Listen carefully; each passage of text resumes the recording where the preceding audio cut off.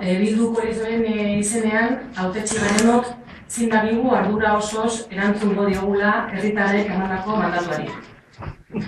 Guretzat, lehentasunezko erronka izango da, hemen eta Euskal Herria osoan, egoera demokratikoa lortzea.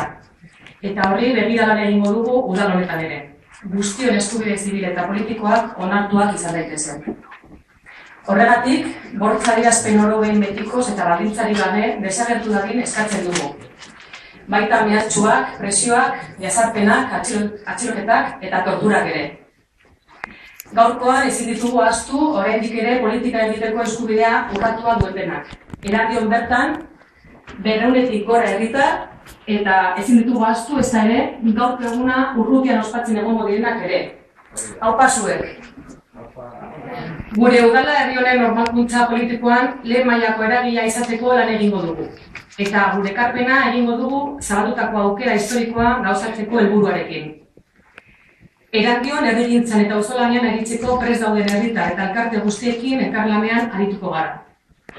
Guztientzat zabalik izango ditugu gure ateak, eta udalaren ateak ere zabaltzeko ahaleginari ekingo diogu. Gaurko egunean, hasten dugun ibilbide honetan, konpromisoaren eta parte hartze kolektiboaren osagaiak ezinbestekoak izango zaizkigu, emaitzak benetan emankorrak izan daitezen. Herritar aktiboak nahi ditugu, eta herritarrekin elkarlanen aritzeko konpromisoa hartzen dugu. Hori da herritarrei eskatzen eta eskaintzen dioguna.